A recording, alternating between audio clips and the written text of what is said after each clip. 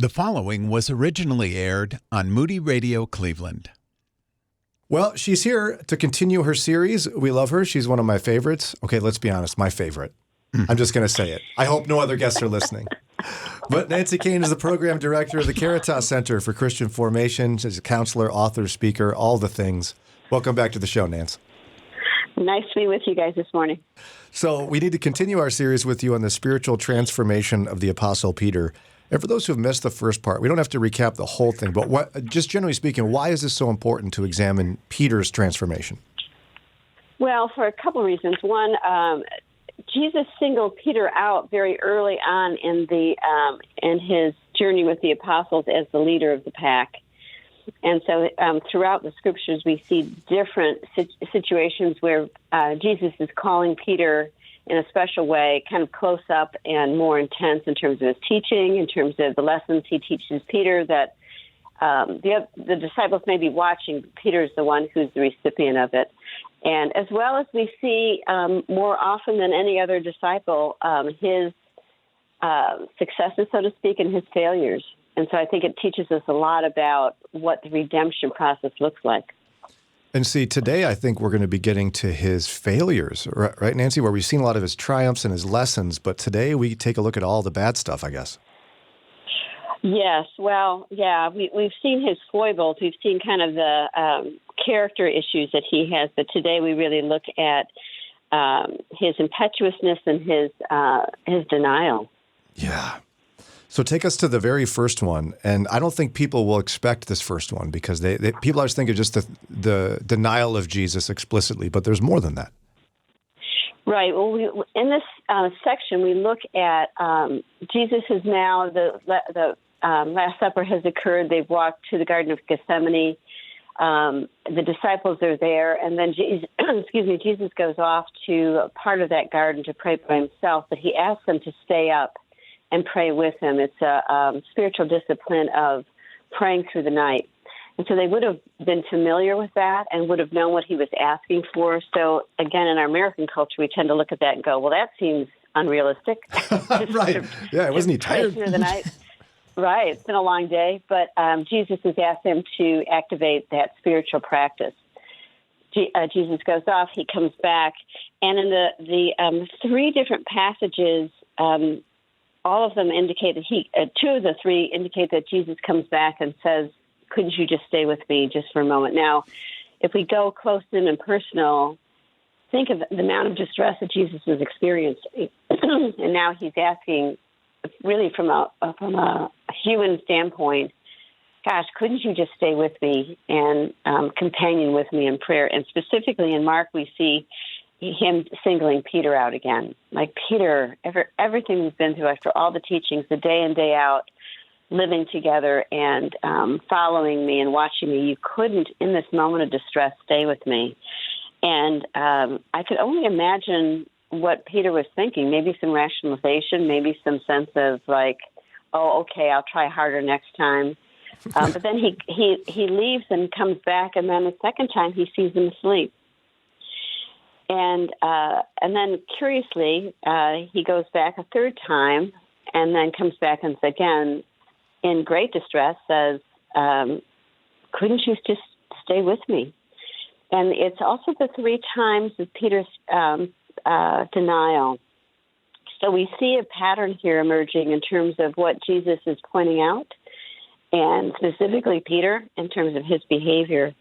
And yeah, so that's the first one we're going to look at. Well, and you know, the severity of it, I think, can't be understated. I heard you say once where it would have been no question that Jesus was distressed. It's not like he said, hey, guys, I'm going to pray. You want to stay awake?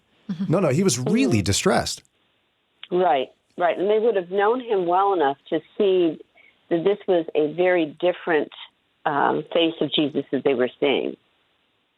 Because we see, them being able to witness the fury that he exhibited with the Pharisees. We would have seen the compassion of his face in Lazarus, but now we see distress and we see agony, and yet they couldn't pull it together enough to keep praying. Is it bold enough? Is it too bold to call that a betrayal of sorts? No, I don't think so. I don't think so because I think in terms of think of someone, a spouse or a really close friend who's in their last moments of death, and what do you want to do? You want to stay with them. Well, Jesus was preparing them for his death and saying, "We're going to go and pray." Again, they would have seen his face, and yet they turned away. Maybe it was too much for them. Maybe they just didn't understand and they were getting anxious. The whole that whole section of Scripture in John, you see this kind of constant anxiety building, distress of the disciples of like, Jesus, you're saying things we can't get our mind around. And now they see the face of Jesus, who was consistently strong, confident, faith-filled, listening to the Father, and now they see another face here. And so I can only imagine that would have been, on some level, on a human level, too much for them. But it doesn't excuse, especially Peter's behavior. And on the other side of the coin, I can also find comfort in this, that even Peter, who was with Jesus himself, failed his friend. And on the other hand, Jesus experienced the pain of friends betraying him. And that has application to my life. Yes. Yeah, absolutely. And I think this is what perfect love looks like. Ultimately, perfect love is what we see on the cross and the agony there. But this is also another face of perfect love. He continues with them. He's distressed, but he doesn't, there's no judgment or shame that's going on. He's just basically saying, if you love me, stay with me. It's beautiful. We're in the midst of a series looking at the spiritual transformation of the Apostle Peter. Today, looking at times when Peter denies Jesus and lets him down, essentially. So let's move to the one that I don't know that we look at it this way, but you want to talk about when Peter pulls out the sword and slices off the guy's ear. Yes. And you got to wonder, what were you thinking, Peter? Although some people cheer for that, I think. They're like, yeah, go get him. I would have fought for Jesus too. Well, I think it's like, at what point of his teaching didn't he get? We have the Beatitudes, we have the Sermon on the Mount, and I laugh, but it is pretty serious that his instinct at that moment, again, back to the redemption process, his instinct at that moment was not to think back on Jesus said, love my enemies, pray for those who persecute me. It was actually, no, we are going to fight, and we're going to fight to the finish. So I'm going to pull out what's instinctual for me. I'm going to fight with the sword. And again, another profound teaching moment is that Peter is, Jesus turns to him and says, basically, what were you thinking? And then heals the servant Malchus's ear. And again, it would have all gone in, but how much he was actually assimilating it won't really come until we see the final scene in Acts and in the John passage that we'll look at in the next few weeks. And see, the way you described that makes so much sense, and yet I don't know how many years I read that passage and was like, oh, Peter. I didn't understand the depth of, he spent so much time with Jesus. He should have known that this is not how you respond. Mm-hmm.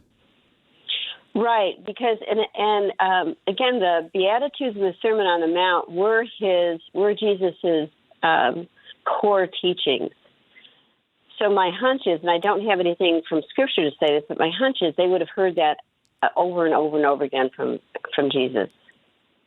And it's a game changer message, as well as they would have observed in Jesus' behavior that when he's accused, he doesn't lash back.